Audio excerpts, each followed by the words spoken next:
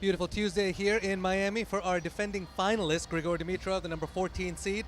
Took out American Brandon Nakashima 6-4, 7-5 in straight sets to make the quarterfinals here for the second year in a row. It was a fine serving day for the Bulgarian. Now joining us at our Tennis Channel Cadillac desk. G, good to see you here. Thank you. The Miami sun looks good on you, on and off the court here, but you were certainly shining out there today. Yeah, it was a good match. Honestly, I think that was I think one of the toughest conditions for today. Actually, the court is fairly fast, and when the sun comes out and the humidity was really kicking in, so I could use the court a little bit more, and I think that was.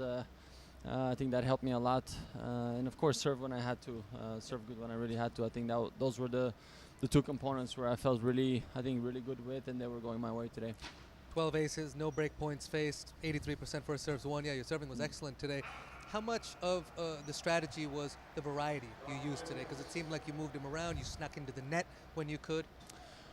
Well, I mean, I'm always trying to play my game, because there's quite a few things that I have worked on. So of course I also want to go after my strengths, and I think that's one of them. You know, serving good, coming to the net, sneaking in, being also disruptive. Of course, I felt like I didn't have to do that much in terms of the disrupting the game, but I just wanted to do something more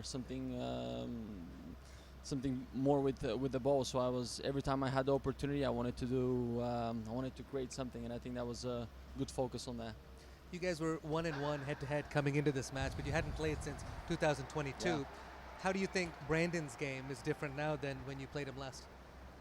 I mean, he's evolving. I mean, he's still, I think he's still fairly young. He's, 23, 24 years old. So, I mean, I always say, like, he can only get better. I mean, obviously I've practiced with him a few times in the past weeks. I've seen his serve has improved. I think overall his game is on the come up. I feel like he's such also a great competitor. He can hit good ball on both ends, and of course we always have things to work on in our game. I mean, and we are always so tough with each other as players. So yeah, I mean, this is that. I'm sure it's not going to be our last meeting, and yeah, until next time. It's been beautiful to watch you serve. It's like watching a great pitcher who can mix up the paces, mix up the spins. You haven't been broken all week since the match with Alcaraz in Indian Wells. Is it the conditions that are making it easier for you to serve, or are you just in a good sort of rhythm? I think you got to put all together.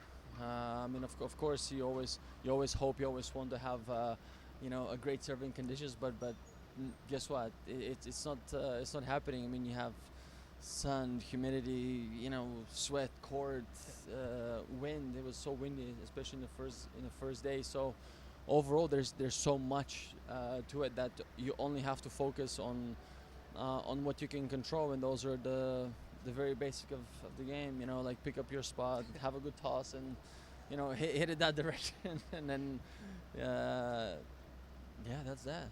I know you're always good at centering yourself, and it's not easy with all the noise around you. What's your choice of meditation these days? Is it actual meditation? Is it something else for you? These days I've been fairly quiet. Just a few walks, and also it helps me to stay by the water. I really like to ground myself, walk bare feet. Just the basics. And now obviously I'm trying to use every time that I have away from the courts is just to rest, and minimize everything. My phone, my TV, like everything that is around me. I'm just very at ease with these things, so they don't actually bother me, which is a good thing. I can go days without my phone or TV or something like that. So I don't know, maybe maturity. I tell you what, G, that's a tough place to get to. So beautiful to hear you get there. This was your 101st hard court Masters 1000 match win. What a special number. Yeah. You're number 3 in the active players, just only behind Djokovic and Monfils. These records that come with all the years you've had on tour, what do they mean to you? I think it's just a token of appreciation, really. I think it's in a way, it's. I don't want to be too modest, but that's about it. I mean, you've put so much work into your craft over. I think over the years that you just want, things to always get better. And I think when these type of, let's say, records to a minimum, they come your way at such a stage in your career, you feel even more appreciative. You take them all all in. If that happened, I don't know, like 5-6 years ago, maybe I wouldn't pay that much of attention to it. But now I'm recognizing it, and I want to thank myself for that. So I want to progress, and then of course being thankful to to my family, to my team, and everyone that has been able to support me through that time. But of course, only I know what I in a way had to go through in order to do that. So I'm very appreciative. Absolutely. Mature stuff, my man. Congratulations. Thank you. Great victory today. Get some rest. We'll see you soon. Thank you. Back at it.